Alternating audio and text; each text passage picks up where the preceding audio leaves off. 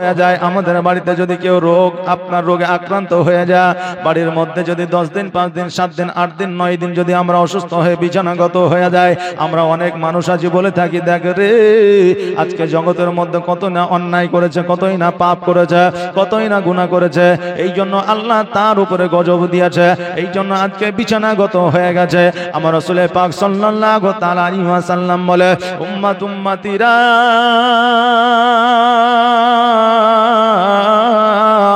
আমার আল্লাহ পাক রব্বুল আলামিন জগতে মানুষের মধ্যে দুইটা কারণে রোগ দেয়। একটা হলো মুমিনদের রোগ দেয়, আর একটা হলো কাফিরদের রোগ দেয়।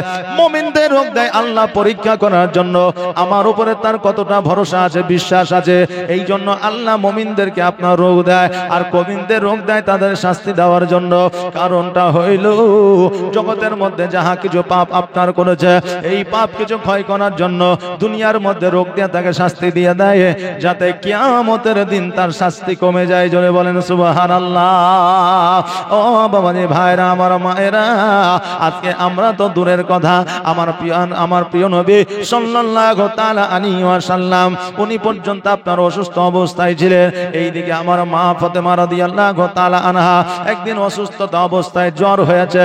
জ্বর হওয়া হলো আমার নবীর সুন্নাহ, কারণ আমার নবী পাক সাল্লাল্লাহু তাআলা আলাইহি ওয়াসাল্লাম কেউ জ্বর হয়েছে। জোরে বলেন সুবহানাল্লাহ। দায়া হালিমা রাদিয়াল্লাহু তাআলা আনহার বাড়িতে যখন আমার নবীজি লালন পালন হইতেছিল, ওই সময় জুমরাকে ডাক দেয়া বলল, জুমরা রে, এই জুমরা হলো আমার নবীজির দুধ ভাইয়ের নাম হলো জুমরা। এবার জুমরাকে বলল, জুমরা তুমি যে একাই ছাগল চড়াতে যাও তোমাকে কি ভয় লাগে না? একাই ছাগল চড়াতে বন জঙ্গলে যাও তোমাকে কি ভালো লাগে? জুমরা বলল, ভাই মুহাম্মদ সাল্লাল্লাহু তাআলা আলাইহি ওয়াসাল্লাম আমাকে একাই ছাগল চড়াতে যেতে ভালো লাগে না, তোমাকে যদি পাই আমি বড় খুশি হয়ে যাব। একটা সঙ্গী পাওয়া যাব, ছাগল চড়াবো, দুই ভাই গল্প করব। আমার নবীজি বলে, ও জুমরা শোনো রে, আমি আমার মা দায় হালিমাকে বলেছি, কিন্তু আমার মা আমাকে যেতে দেয় না। আমাকে বলেছে, এ মুহাম্মদ সাল্লাল্লাহু আলাইহি ওয়াসাল্লাম তুমি যদি ছাগল বকরি চড়ানোর জন্য যদি যাও, তোমার যদি কোনো ক্ষয়ক্ষতি হয়ে যায়, আমি আমিনাকে জবাব দিতে পারবো না। ও বাবাজি ভাইরা, আমার মায়েরা, আমার দয়ার নবী মায়ার নবী সাল্লাল্লাহু তাআলা আলাইহি ওয়াসাল্লাম ওই জুমরার সঙ্গে আপনার ছাগল চড়াতে গিয়েছিলেন। ছাগল চড়াতে গিয়া আমার নবী পাক সাল্লাল্লাহু তাআলা আলাইহি ওয়াসাল্লামকে আপনার জ্বর হয়ে গিয়েছিল। একদিন নয়, 2 দিন নয়, 3 দিন নয়, আমার নবীজি 5 দিন পর্যন্ত আপনার জ্বরে আপনার আক্রান্ত হয়েছিল। এইদিকে বনের জঙ্গলের আপনার পশু পাখিরা চিন্তা করে, হায় রে আমাদের নবী কেন আর ছাগল চড়ানোর জন্য আসে না? আমরা তো নবীকে আর দেখতে পাই না, নবীজের কদম মুশিক আমাদের করা হয় না। এবার আপনার ছাগল বকরিদের মধ্যে যেই সব চাইতে বড় ছাগলটা ছিল, ছাগল বকরি ছিল, বন জঙ্গলের পশুরা ওই ছাগলটাকে উঠায় নিয়ে গেল। আমার নবীজি ছাগলটাকে নিয়ে আনার জন্য গেল, আমার নবীজিকে দেখলো, আর আমার নবীজিকে দেখার পরে আমার নবীজির কদম মুশি করলো। জোরে বলেন সুবহানাল্লাহ।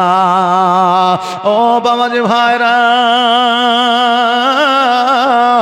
আমার দয়ার নবী মায়ার নবী সাল্লাল্লাহু তাআলা আলাইহি ওয়াসাল্লামকে পর্যন্ত জ্বর হয়েছে। এইদিকে আমার মা ফাতেমা রাদিয়াল্লাহু তাআলা আনহা আপনার বিছানায় যেন শুয়ে আছে। আমার হযরতে আলী রাদিয়াল্লাহু তাআলা আনহু বাড়ির মধ্যে প্রবেশ করলে বলে, ও ফাতেমা তুমি তো জীবনে কোনোদিন বিছানায় শোও না, কারণ হইল তুমি সর্বদা সর্বক্ষণ আমার আল্লাহর ইবাদতে মশগুল থাকো। ফাতেমা বলে, হুজুর গো আমার শরীরটা বড় গরম হয়ে আছে, আমার শরীরটাই বড় জ্বর হয়ে আছে, আজকে এই জন্য একটু আরাম করতেছি, বিশ্রাম করতেছি। ইমাম হাসান হোসাইন রাদিয়াল্লাহু তাআলা আনহু ওরা যেন বাইরে খেলাধুলা করেছে। হুজুর গো আজকে ইমাম হাসান হোসেন ক্ষুধার্ত রয়েছে, আমি ফাতেমা আমিও পর্যন্ত ক্ষুধার্ত রয়েছি, বাড়িতে কোনো খাবার না, আমি তাদেরকে খাইতে দিব, আমি নিজে খাবো, এই রকম পরিস্থিতি নাই। আমার হযরতে আলী রাদিয়াল্লাহু তাআলা আনহু বলে, ও ফাতেমা বলো বলো কি খাবার আনতে পারি? আমার ফাতেমা তু জোহরা রাদিয়াল্লাহু তাআলা আনহা বলে, হুজুর আমাকে জ্বর হয়েছে, আমাকে বড় ভালো লাগে না, আমার যেন খাবার ভালো লাগে না, অতএব যদি কিছু টক জিনিস এনে দিতে আমি ফাতেমা সেটা খাইতাম। জ্বর যদি হয় দেখবেন আমাদের অনেক খাবার কিন্তু ভালো লাগে না, মুখটা তেতো হয়ে থাকে, এই জন্য অনেক খাবারের স্বাদও পর্যন্ত অনেকে পায় না, তাই না? মাইক, আপনি মাইক চালাচ্ছেন নাকি?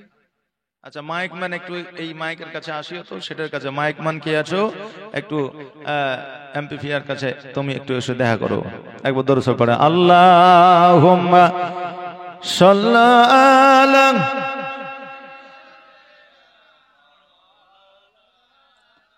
মুহাম্মাদ ওয়া আলা আলি মাওলানা মুহাম্মাদ সাল্লাল্লাহু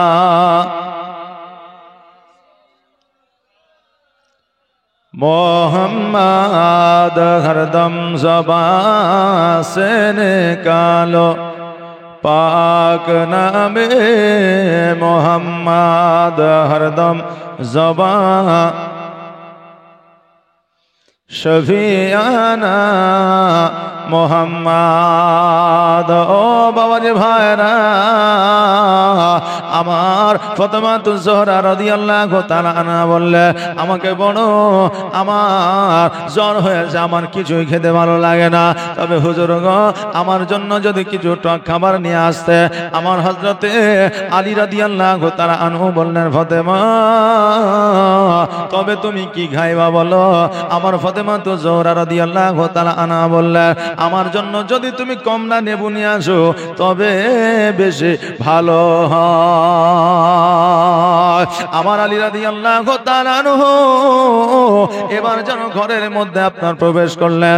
ঘরের মধ্যে প্রবেশ করার পরে এবার দেখছেন যেন কোনো জায়গায় টাকা পয়সা নাই। এবার আমার হযরতে আলী রাদিয়াল্লাহু তাআলা আনহু বাইরে আসিয়া যেন একটু ঘোরাঘুরি করতে আসে, এই দিক থেকে ওই দিক, সেই দিক থেকে আপনার এই দিক যেন যাতায়াত করতেছে। আমার ফাতেমা জোহরা রাদিয়াল্লাহু তাআলা আনহা তিনি বুঝতে পারলেন, জানতে পারলেন আমার স্বামীর কাছে হয়তো টাকা নাই, পয়সা নাই, এই জন্য এই দিক থেকে ওই দিক যেন যাতায়াত করতেছে। আমরা যখন জগতের মধ্যে আমরা সংসার করি, স্বামীর কাছে টাকা না থাকলে স্ত্রীরা বুঝতে পারে, জানতে পারে। তবে বর্তমানে আমাদের বিবিরা স্বামীদের পকেটে মেরে 10 টাকা 20 টাকা করে লুকিয়ে রাখে। কিছু সময় স্বামীর যদি টাকা না থাকে ওই স্বামীকে ওই টাকাগুলো দিয়ে সহযোগিতা করে। কথা ঠিক না ভুল? যে স্বামী রোজগার করে নিল 300 টাকা, 350 টাকা বা 500, 700, 1000, 2 টাকা 20 টাকা 5 টাকা লুকায় লুকায় রাখলো। দেখছে যখন স্বামীর কাছে টাকা নাই তখন স্ত্রী ওই টাকাগুলো বের করে দেয় যে হুজুর আমার কাছে আছে, একটু দেখেন, কালকের মতো করে দাও, সাউন্ড বাড়িয়ে দাও, সাউন্ড কমে আছে, গলায় টানছে। দরুদ পড়ে আল্লাহুম্মা সাল্লি আলা মাওলানা মুহাম্মাদ ওয়া আলা আলি মাওলানা মুহাম্মাদ সাল্লাল্লাহু মুহাম্মাদিন मुहम्मद हरदम ज़बान से निकालो पाक नबी मुहम्मद हरदम ज़बान से निकालो শফিয়ানা মুহাম্মদ। ও বাবা যে ভাইরা, আমার হযরতে ফাতেমা জোহরা রাদিয়াল্লাহু তাআলা আনহা চিন্তা করে, আল্লাহ আমার স্বামীর কাছে হয়তো টাকা নাই, পয়সা নাই, এই জন্য আমার স্বামী হয়তো বাড়ির মধ্যে ঘোরাফেরা করে, এখনো পর্যন্ত যেন বাইরে যায় না। আমার ফাতেমা ডাক দিয়ে বলে, ওগো আমার প্রাণের স্বামী, ওগো আমার মাথার তাজ, ওগো আমার মাথার মুকুট, হুজুর আপনি কেন ওই মাথা থেকে ওই মাথা ঘোরাঘুরি করে? আমার হযরতে আলী রাদিয়াল্লাহু তাআলা আনহু বলে, বিবি রে, আমি আলী, আমাকে আল্লাহ এত গরিব বানিয়েছে, আমাকে আল্লাহ এত গরিব করেছে, আজকে তুমি যে জিনিসটা খেতে চাইলা, আজকে যা আমি কিনে আনবো সে টাকাটুকু আমার কাছে নাই। আমার ফাতেমা জোহরা রাদিয়াল্লাহু তাআলা আনহা বলে, ইয়া রাসূল, আমার ফাতেমা জোহরা রাদিয়াল্লাহু তাআলা আনহা বলে, ওগো আমার প্রাণের স্বামী, টাকা যখন নাই, পয়সা যখন নাই, আপনি একটা কাজ করে ঘরের মধ্যে যান, আমার আব্বা জান যে চাদরখানা আমাকে দিয়েছে, ওই চাদরখানা বাজারে বিক্রয় করিয়া আমার জন্য কিছু খাবার নিয়ে আসেন। কোন রাবি আমার ফাতেমা জোহরা রাদিয়াল্লাহু তাআলা আনহার কাপড় মুবারকের কথা বলেছে, কোন রবি আমার নবীজির চাদর মুবারকের কথা বলেছে। বাবাজি ভাইরা, ও আমার বেরাদার মিল্লাত ইসলামিয়া, এক একজন রাবি এক এক রকম ভাবে বর্ণনা করেছে। এবার বেরাদার, আমার হযরতে আলী রাদিয়াল্লাহু তাআলা আনহু আমার ফাতেমার ঘরে প্রবেশ করলে, ফাতেমার ঘরে প্রবেশ করার পরে আমার ফাতেমা জোহরা রাদিয়াল্লাহু তাআলা আনহা চাদর মুবারক খানা নিয়ে আমার আলী রাদিয়াল্লাহু তাআলা আনহু বাজারের দিকে রওনা হয়ে গেলে, বাজারের দিকে যখন রওনা হয়ে গেলে আল্লাহর ফেরেশতারা আল্লাহকে ডাক দিয়ে বলে, আল্লাহ গো, আজকে হযরতে আলী বিবিকে কত ভালোবাসে দেখে, আজকে বিবি লেবু খাবো বলেছে বলে আজকে নবীজির চাদর বিক্রয় করে আমার হযরতে আলী ওই লেবু আনার জন্য যাইতেছে। আমার আল্লাহ বলে, আমার ফেরেশতারা আমার আলী আমার নবীজির চাদর বিক্রয় করে বিবির জন্য লেবু নিয়ে যেতে পারে, কিন্তু আমি আল্লাহ আমার চাইতে বেশি ভালোবাসে না। জোরে বলেন সুবহানাল্লাহ। আমাকে বেশি ভালোবাসে, কেননা আমার আলী রাদিয়াল্লাহু তাআলা আনহু একদিন যুদ্ধের ময়দানে গিয়েছিলেন, আর যুদ্ধের ময়দানে যাওয়ার পরে পায়ে তার একটা তীর লেগে গিয়েছিল। ওই তীরখানা কেউ বার করতে পারেনি, কারণ হইল ওই তীরের যে যন্ত্রণা, যে ব্যথা, যে বেদনা, ওই বেদনা আমার আলী সহ্য করতে পারতেছিল না। দুনিয়ার মধ্যে কোন মানুষকে দেখে আলী ভয় করে না। আলীকে আমি আল্লাহ এমন যোদ্ধা করে জগতের মধ্যে পাঠিয়েছে। ওরে আমার ফেরেশতারা শোনো,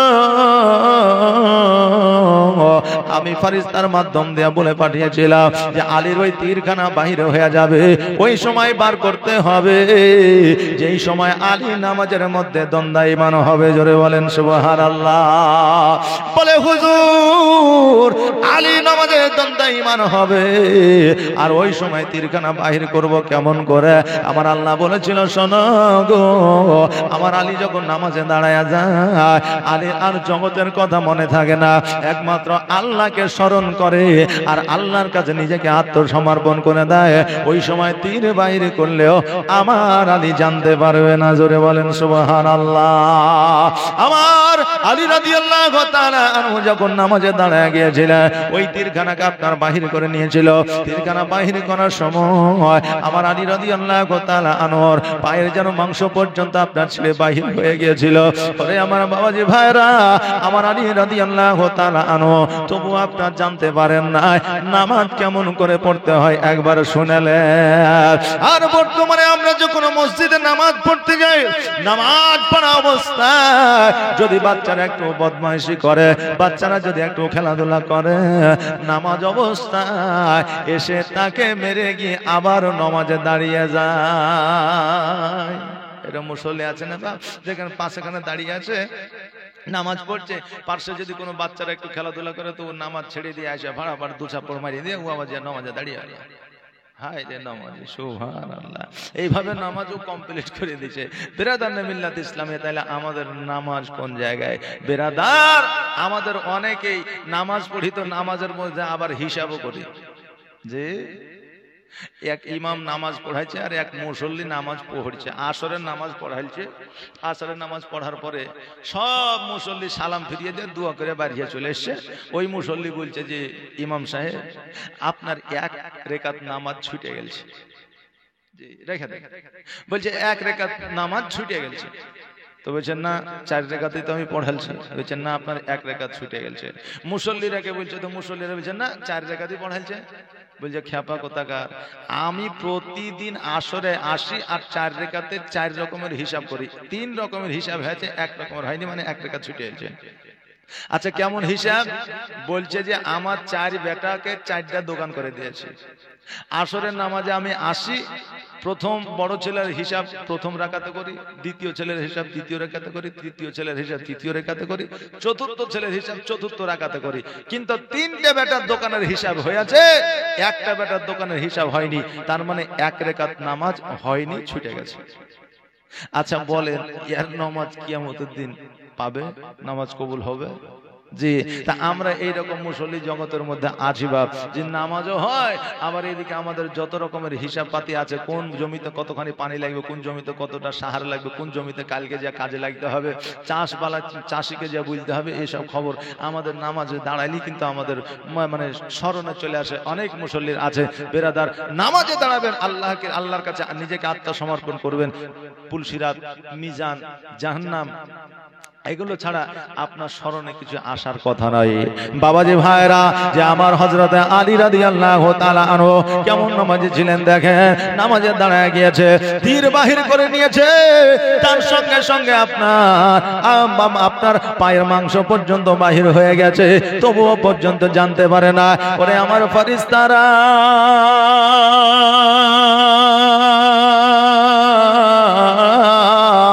ওই আলী আমার চাইতে তার বিবিকে বেশি ভালোবাসে, এটা কখনো হইতে পারে না। ওই আমার ফেরেশতারা শুনে না, শুনে না, তোমরা কি আমার আলীকে পরীক্ষা করতে যাও? হযরতে জিবরিল আলাইহিস সালাম বললেন, আপনি যদি অর্ডার দেন, আদেশ দেন, আমরা হযরতে আলীকে পরীক্ষা করতে যাই। আমার আল্লাহ বললে, যাও যাও যাও, আমি তোমাদেরকে আদেশ দিয়ে দিলাম, অর্ডার দিয়ে দিলাম, অনুমতি দিয়ে দিলাম, তুমি আমার আলীকে পরীক্ষা করে নাও। আমার হযরতে জিবরিল আলাইহিস সালাম জগতের মধ্যে আসলেন, আসার পরে আপনার যেন দাঁড়ায় আছে।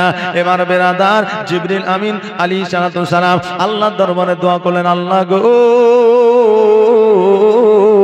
আজকে এই প্রিয় নবীজির চাদর মুবারক খানা বাজারে নিয়ে এসেছে।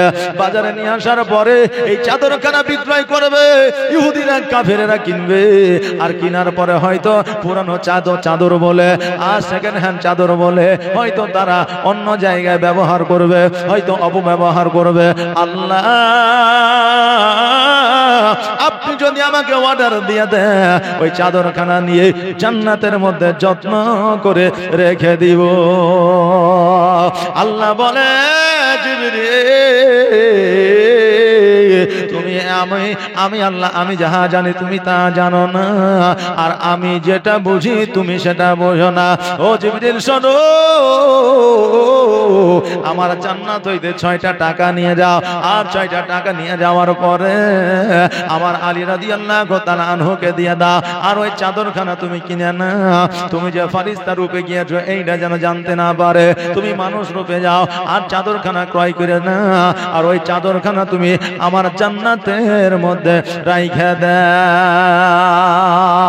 আমার হযরত আলী রাদিয়াল্লাহু তাআলা আনহু চাদরখানা বাজারে বিক্রয় করে, সেকেন্ড হ্যান্ড চাদর বলে কেউ নিতে চায় না, কিন্তু ওই চাদরের যে মূল্য এত কোন মানুষ জানে না।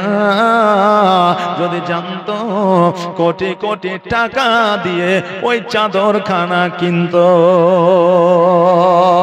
আমার জিবরিল আমিন আলাইহিস সালাম আসমানে গেলেন, জান্নাত হইতে চাদর, জান্নাত হইতে 6টা টাকা নিয়ে আসলে, আসার পরে আমার আলীর সম্মুখে দাঁড়ায় গেল, বলে এ আল্লাহর বান্দা, তোমাকে বড় চেনা চেনা মনে হয়, তুমি কি ব্যাপার, কি করছো এই জায়গায়? আমার আলী রাদিয়াল্লাহু তাআলা আনহু বলে, আমি এই জায়গায় চাদরখানা বিক্রয় করার জন্য এসেছি। এবার বলে কত পয়সা নিবা?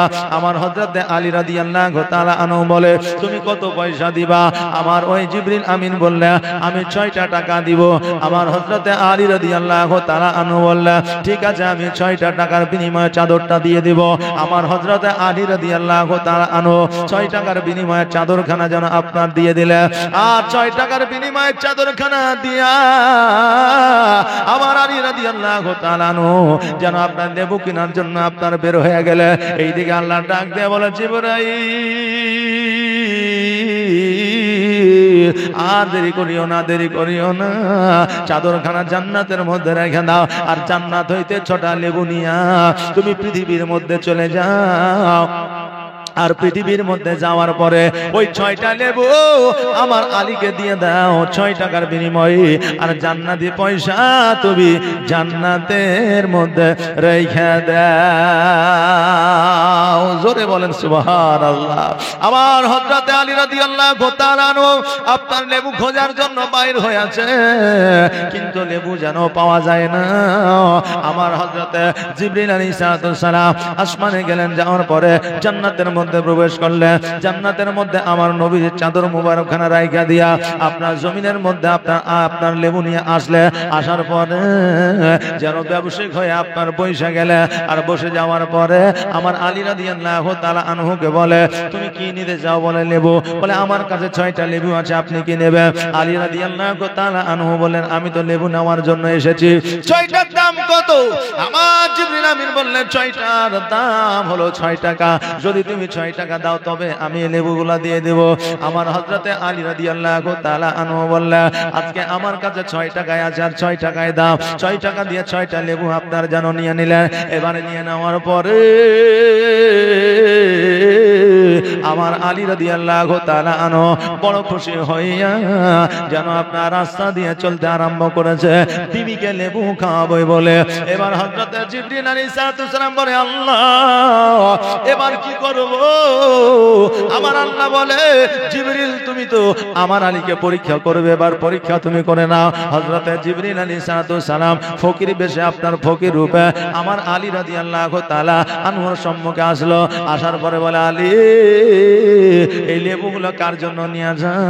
বলে আমার বিবির জন্য নিয়ে যায়। বলে শোনো রে আলী, আমরা অনেক দিন ধরে অনারে আসি খাই না, এই লেবুগুলা যদি আমাকে দান করে দাও আল্লাহর হস্তে, আমি বড় খুশি হয়ে যাব।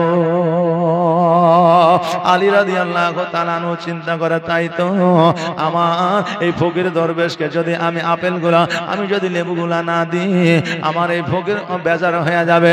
আর ফকির যদি বেজার হয়ে যায়, আমার নবীজি বেজার হয়ে যাবে। আর আমার নবীজি যদি বেজার হয়ে যায়, আমার আল্লাহ বেজার হয়ে যাবে। আর আল্লাহ যদি বেজার হয়ে যায়, কিয়ামতের দিন আমি দণ্ডায়মান হয়ে যাব। ও আল্লাহ,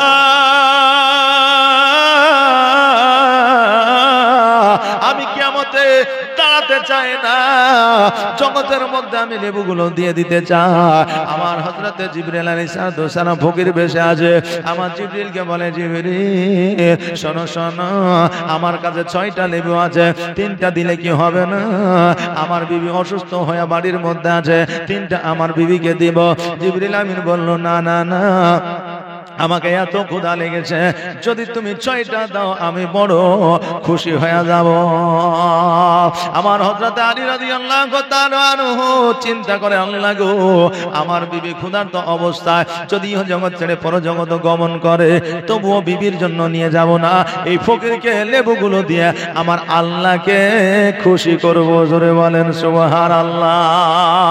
লেবুগুলো আমার জিবরিল আমিনকে দিয়ে দিলে, দেওয়ার পরে যেন আপনার গুটি গুটি পায়ে রাস্তা দিয়ে যেন চলে যায়। কে যেন দেখছে একটা লাল ঘোড়া যেন বিক্রি করে, আমার আলী রাদিয়াল্লাহু তাআলা আনহু ওই রাস্তা দিয়ে চলে যাচ্ছে। ডেকে বলে, আলী এই ঘোড়াটা আমি তোমার কাছে বিক্রয় করতে চাই, তুমি কি নিতে যাও?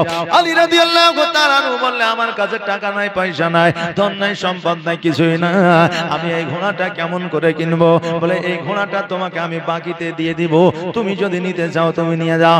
আলী রাদিয়াল্লাহু তাআলা আনহু চিন্তা করে, আল্লাহ যখন বাকিতে দিতে চায় আমার নিতে তো কোনো অসুবিধা নাই। বলে, কত নিবা? বলে, 100 দিরহাম দিলেই হবে, অর্থাৎ 100 দিলেই হবে। বলল, ঠিক আছে, তবে এই ঘোড়াটা নিয়ে আমি বাজারে যাব, বিক্রয় করব। ওই ব্যক্তি বলল, আলে এই ঘোড়াটা নিয়ে গিয়ে তুমি যত টাকা লাভে তুমি বিক্রি করতে পারো, কোনো অসুবিধা নাই। বাজারের মধ্যে নিয়ে গেলেন। বাজারের মধ্যে নিয়ে যাওয়ার পরে এবার ওই ঘোড়াটা আপনার নিয়ে দাঁড়ায় আছে। এইদিকে একজন মানুষ যা বলতেছে, ও আলী তোমাকে বড় চেনা চেনা মনে হয়, বলো বলো এই ঘোড়াটার দাম কত নিবা? আমার আলী রাদিয়াল্লাহু তাআলা আনহু বললেন, এই ঘোড়া সম্পর্কে তো আমার অভিজ্ঞতা নাই, 100 টাকায় কিনেছি, আর কততে বিক্রয় করব আমি তো জানি না। বলল, আপনি কত দিবেন বলেন? বলে, 160 টাকা আমি দেব, 160 দিরহাম আমি দেব। বলো বলো এটাতে তুমি দিবে কিনা? আলী রাদিয়াল্লাহু তাআলা আনহু চিন্তা করে, আল্লাহ 100 টাকায় কিনেছি, 160 টাকায় যদি বিক্রি করি, আমার 160 টাকা বিক্রি করলে 60 টাকায় লাভ হয়ে যাবে। জোরে বলেন সুবহানাল্লাহ। ওই ঘোড়াটাকে বিক্রয় করে দিলেন। বিক্রয় করে দেওয়ার পরে আমার আলী রাদিয়াল্লাহু তাআলা আনহু বাজারের মধ্যে আপনার ফল অনেক কিছুই কিনলেন, আপনার খাবার দাবার কিনলেন। খাবার দাবার কেনার পরে আবার যখন রাস্তা দিয়ে চলে আসছে, আবার যেন ওই জিবরিল আমিন আপনার রাস্তার ধারে দাঁড়ায় গেছে। বলে, শোনো গো, তুমি যে লেবুগুলো আমাকে দিয়েছ ওইগুলা খেয়ে পেট পূরণ হয় না, এই যা সমস্ত খাবার কিনেছো যদি আমাকে দিয়ে দাও তবে আমি আরো খুশি হয়ে যাব। আমার আলী রাদিয়াল্লাহু তাআলা আনহু ওইগুলো দিয়ে দিলেন। জোরে বলেন সুবহানাল্লাহ। এবার জানো আলী রাদিয়াল্লাহু তাআলা আনহু বাড়ির মধ্যে আসলেন। আসার পরে যেন আপনার মুখটাকে নিচু করে দাঁড়ায় আছে। আমার ফাতেমাতুজ জোহরা রাদিয়াল্লাহু তাআলা আনহা বললেন, ও ভাই আমার প্রাণের স্বামী,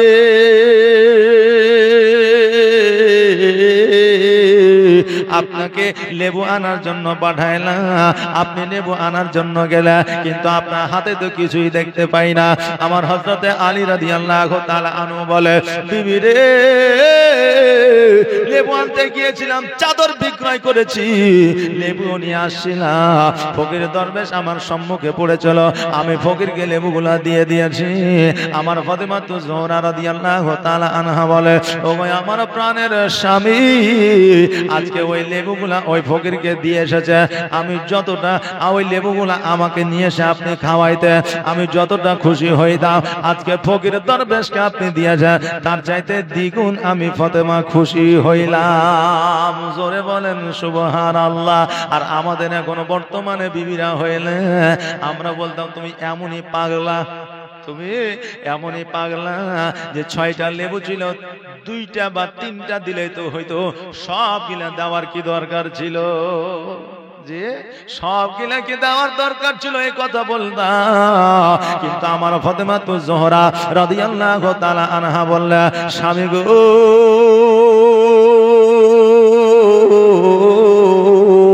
আপনি যে ওই লেবুগুলো নিয়ে আমাকে এসে দিতে আমি যতটা খুশি হইতাম তার চাইতে দ্বিগুণ খুশি হইলাম। কিছুক্ষণ পরে দরওয়াজায় আওয়াজ দেয়, সালাম দিলে আসসালামু আলাইকা। আমার হযরতে আলীকে যখন সালাম দিলে, আমার হযরতে আলী সালামের উত্তর দিয়া বললেন, কে গো? বলে, আমি হলাম ফকির দরবেশ। আমার হযরতে আলী বললেন, দেওয়ার মতো কিছুই না, যা ছিল দিয়ে এসেছি। ওই ফকির দরবেশ বলল, শোনো গো আলী, আমি নামার জন্য আসি না, আমি দাওয়ার জন্য এসেছি। জোরে বলেন সুবহানাল্লাহ। আলী রাদিয়াল্লাহু তাআলা আনহু আপনার দরওয়াজার সম্মুখে আসলে, আসার পরে দেখছেন যেন যেই ব্যক্তিকে আপনার লেবুগুলো দিয়েছে ওই ব্যক্তি যেন এসে হাজির হয়েছে। এবার বলল, আমি তো যা ছিল দিয়ে দিয়েছি, আবার এসেছেন কারণটা কি?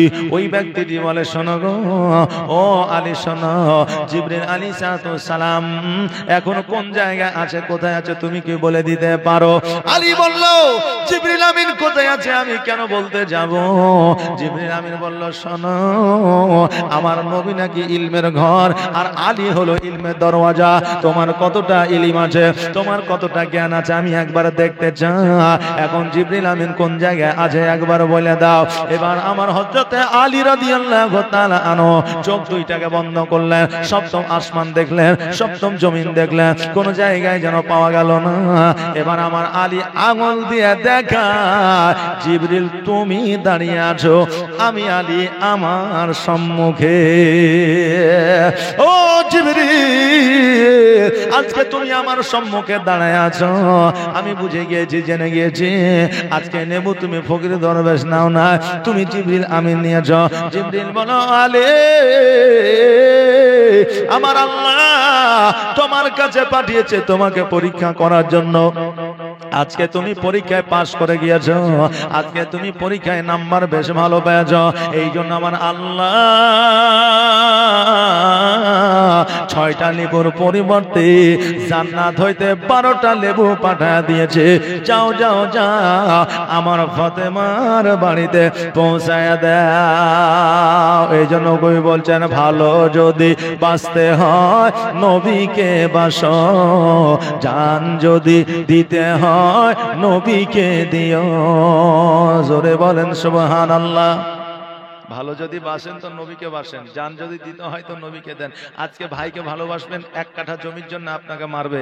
আপনি স্ত্রীকে ভালোবাসবেন, আপনার স্ত্রীকে যদি আপনি সঠিক সময়ে খাবার না দিতে পারেন তা আপনার স্ত্রী হয়তো আপনাকে ছেড়ে চলে যাবে।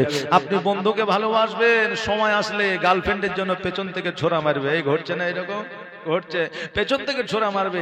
আর আমার নবীকে যদি ভালোবাসেন, জগতেও পাবেন, পরের জগতেও পাবেন, জান্নাতেও পাবেন। জোরে বলেন সুবহানাল্লাহ। তাই বলছে, ভালো যদি বাঁচতে হয় নবীকে বাসো, জান যদি দিতে হয় নবীকে দিও। নবী তরানে বালা, নবী বাঁচানে বালা, আর প্রাণের চেয়ে প্রিয় তাই, প্রাণের চেয়ে প্রিয় তাই নবীকে চিনুন। ভালো যদি বাঁচতে হয় আমার নবীকে বাসন। হায়, ভালো যদি বাঁচতে হয় আমার নবীকে বাসন। সাকারাতের বিছানাতে কি যে যন্ত্রণা, 7 সাগরের পানি দিলেও তৃষ্ণা মিটে না। জোরে বলেন সুবহানাল্লাহ। সাকারাতের বিছানাতে কি যে যন্ত্রণা, 7 সাগরের পানি দিলেও তৃষ্ণা মিটে না। আর কাউসারেরই পানি দেবেন, কাউসারেরই পানি দেবেন শাহে মদিনা। ভালো যদি বাঁচতে হয় আমার নবীকে বাসো, জান যদি দিতে হয় আমার নবীকে দিও। নবী তরানে বালা, নবী বাঁচানে বালা, নবী তরানে বালা, নবী বাঁচানে বালা।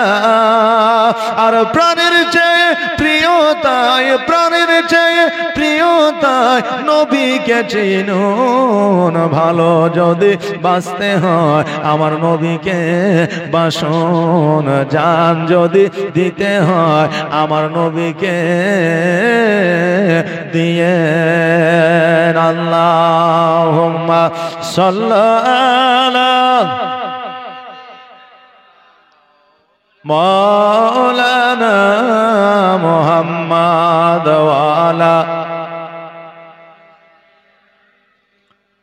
মাওলানা মুহাম্মাদ সাল্লাল্লাহু মুহাম্মাদিন মোহাম্মদ হরদম ज़बान पाक नामे मोहम्मद हरदम ज़बान शफियाना मोहम्मद। ओ बाबाजी भाईरा, আমার আমার হযরত জিবরিল আলাইহিস সালাম যখন নেবুলা দিয়ে গেলেন, ইমাম হাসান হোসেন রাদিয়াল্লাহু তাআলা আনহুকে ডাকিয়া আমার মা ফাতেমাতুজ জোহরা রাদিয়াল্লাহু তাআলা আনহা, আমার হযরতে আলী রাদিয়াল্লাহু তাআলা আনহু একই সঙ্গে যেন বাড়িতে আপনার খাবারটা খাইলে আর যেন পেট পূরণ হইল। জান্নাতি খাবার গো কতই না স্বাদ পাওয়া যায়। আমার আলী রাদিয়াল্লাহু তাআলা আনহুর বাড়িতে স্টকে বেশি খাবার থাকতো না। আমাদের যেমন এখন বেশি ফলমূল নিয়ে এসে ফ্রিজের মধ্যে রেখে দিই, নাকি বলেন? হ্যাঁ, এখন কুটুম সর্দার আসলে যেন বাজারে যেতে হয় না, হাটেও করতে হয় না। আগে আসলে আপনার বাজারে যাইতে হইতো, এখন সেখানেও যাইতে হয় না। 10টা মানুষের বা 5টা মানুষের খাবার সবসময় স্টকে থাকে। এখন মানুষের থাকে না, জি থাকে, কিন্তু তবুও আমাদের ইবাদতের প্রতি গাফেলতি, খাবারের অভাবে আমার আল্লাহ মানুষকে রাখে না। খাবারের অভাবে এখন আল্লাহ মানুষকে কাউকে রাখে নাই, প্রত্যেকের বাড়িতে এখন খাবার আমার আল্লাহ তাবারক তাআলা পৌঁছে দিয়েছে। জোরে বলেন সুবহানাল্লাহ। আমার আলী রাদিয়াল্লাহু তাআলা আনহুর বাড়িতে স্টকে খাবার থাকতো না, যেটুকু খাবার সেইটুকু আপনার খাইতো, আবার পরের দিন উপার্জন করে নিয়ে আসতো। আমার ইমাম হাসান হোসেন রাদিয়াল্লাহু তাআলা আনহু 2-4 দিন 5 দিন পরে আমার ফাতেমাতুজ জোহরা রাদিয়াল্লাহু তাআলা আনহাকে বলে, মা আজকে আমরা সেই দিন খেয়েছি গো মা, আজকে 5 দিন হয়ে গেল এখনো পর্যন্ত আমাদের পেটে খাবার নাই। আজকে 5 দিন হয়ে গেল আমাদের পেটে এখনো খাবার যায় নাই মা, আমাদের পেটে এত যন্ত্রণা করে।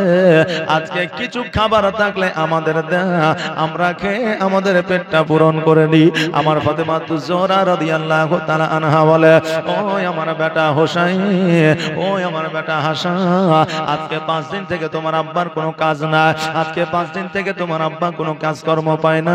ও হোসাইন, আজকে তোমার আব্বা কাজে গিয়েছে, যদি কাজ পায় নিশ্চয় তোমাদের জন্য খাবার নিয়ে আসবে। আজকে তোমরা ঘুমায় যাও, রাত্রি যতই হোক না কেন তোমার আব্বা খাবার নিয়ে আসলে তোমাদের ডেকে খাওয়াইয়া দিব। আমার ইমাম হোসেন বলে, মা গো পেটে ক্ষুধার জ্বালায় তো শুইলে পারে ঘুম তো আসে না। পেটে যদি ক্ষুধা থাকে ঘুম কেমন করে আসবে? আসবে যে পেট তো জ্বলবে, ঘুম কেমন করে আসতে পারে? ইমাম হোসেন বলছে, মা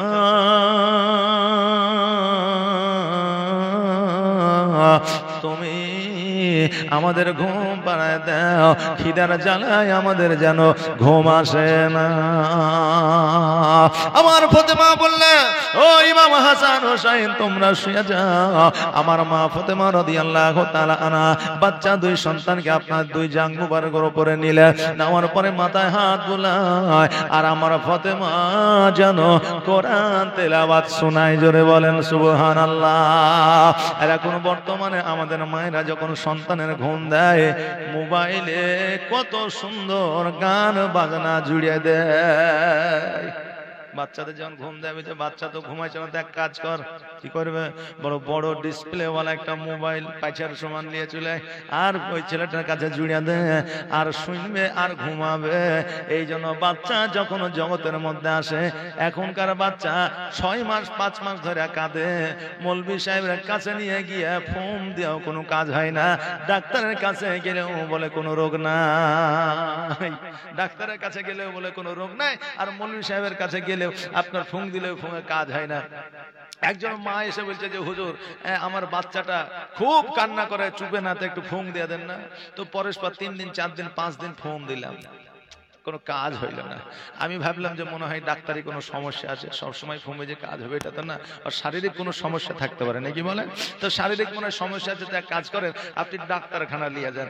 এবার 5-7 দিন পরে দেখা, আমি জিজ্ঞাসা করলাম যে বোন তোমার সন্তান কেমন আছে? তো হাসছে, বলছে হুজুর খুব ভালো আছে আলহামদুলিল্লাহ। এবার আপনাদের গ্রামে যে ইমাম সাহেব আছে, ওই ইমাম সাহেবের কাছে বাচ্চা কাচ্চা নিয়ে গেলে ফুং টুং দিয়ে অসুবিধা যদি হয়, তো ইমাম সাহেব যদি জিজ্ঞাসা করে কেমন আছে, তো ভালো আছে বলবেন নাকি? হ্যাঁ, তা আমি বললাম কেমন আছে, তো বলছে ভালোই আছে। তো হ্যাঁ গো, ডাক্তারখানা নিয়ে গেছিলে? তো বলছে না হুজুর নিয়ে যায়নি। আরে ফোন দিলাম, কাজ হইলো না, কান্না বন্ধ হইলো না, ডাক্তারখানাও নিয়ে যায়নি, কান্না বন্ধ হয়ে গেল, কারণটা কি? বলছে হুজুর বললেন না, আপনি যখন বললেন যে ডাক্তারখানা নিয়ে যাও, তা আমি ডাক্তারখানা নিয়ে যাওয়ার জন্য আমি ওই বাচ্চাটাকে রাইখা আমি বের হচ্ছিলাম, সাজন গোজন করছিলাম, ওই সময় বাচ্চাটাও কান্না করতেছিল। আর আমি ওর আব্বাকে বলেছিলাম, ওর আব্বা যেহেতু বিদেশে আছে, ফোন করে বলেছিলাম যে ডাক্তারখানা যাব লালবাগ বা বহরমপুর। তো বলেছিল ঠিক আছে যাইও। তো আমি যাব কিনা এই জন্য খোঁজ নেওয়ার জন্য ফোন করেছে, বাচ্চাও কাঁদছে, মোবাইলের আওয়াজ শুনে বাচ্চা চুপিয়ে গেছে। এবার মোবাইলের আওয়াজ শুনে বাচ্চা চুপিয়ে গেল, তো আমি যেমনই ফোনটা ধরেছি অমনি আবার কান্না শুরু করে দিয়েছে। তা আমি আর রোগটা বুঝতে পারলাম যে কাঁদছে মানে মোবাইলে জুড়ে দিলে, যখন মোবাইল জুড়ে দিয়েছে তখন কান্না বন্ধ হয়েছে, মোবাইল বন্ধ করে দিয়েছে তখন কান্না আরম্ভ হয়েছে। এই জন্য হুজুর আমি সেদিন থেকে চিন্তা ভাবনা করেছি যে বাচ্চা কাঁদলে মোবাইল জুড়ে দেবো, এখন কাঁদলে মোবাইল জুড়ে দিয়ে আর কান্না করে না, মোবাইলে গান শুনে থেকে যায়। আচ্ছা বলেন এইরকম আছে না? না, আমাদের মায়ের এখন রেস্ট নেওয়ার জন্য, আরাম নেওয়ার জন্য মোবাইল জুড়ে দিছে, কার্টুন দিয়ে দিছে ছেলেপিলাকে, ভবিষ্যৎ যা হবে হোক, কিন্তু মা আরাম করার জন্য ছেলেকে মোবাইল দিয়ে দিছে। হায় হায়, এইরকম যেন না হয়। এ মা জননী, আপনি বলবেন হুজুর ওই বাচ্চাটাকে মোবাইল দিলে চুপে যায়, আর মোবাইল যখন না দিই তখন কান্না আরম্ভ করে দেয়। হুজুর আমরা কি করব আপনি বলেন। ও মা, একটা বাচ্চা যখন মায়ের গর্ভে থাকে, মায়ের কানটাই হলো বাচ্চার কান, মায়ের চোখটাই হলো বাচ্চার চোখ, মায়ের মুখটাই হলো বাচ্চার চোখ, মায়ের মুখটাই হলো বাচ্চার মুখ, মায়ের নাকটাই হলো বাচ্চার মানা। এবার ওই বাচ্চা যখন মায়ের গর্ভে থাকে, ওই বাচ্চা যেন আপনার মোবাইলে, ওই বাচ্চার মা মোবাইল নিয়ে আপনার সিরিয়াল দেখে, ওই বাচ্চার মা মোবাইলে আপনার গান বাজনা শুনে, ওই আওয়াজটা কিন্তু গর্ভের মধ্যে বাচ্চাটা শুনতে পায়। যখন জগতের মধ্যে ভূমিষ্ঠ হয়, ওই বাচ্চাটা চিন্তা করে হায় রে, মায়ের গর্ভে থেকে যে আওয়াজটা পাইতাম এখন কেন ওই আওয়াজটা পাই না। এই জন্য বাচ্চা কাঁদে, মোবাইলের আওয়াজটা পেয়ে গেলে ও মনে করে হ্যাঁ ওই আওয়াজটাই তো ছিল এই আওয়াজটা, তখন ওই বাচ্চা চুপে যায়। আপনি বলবেন হুজুর প্রমাণ, আসুন একবার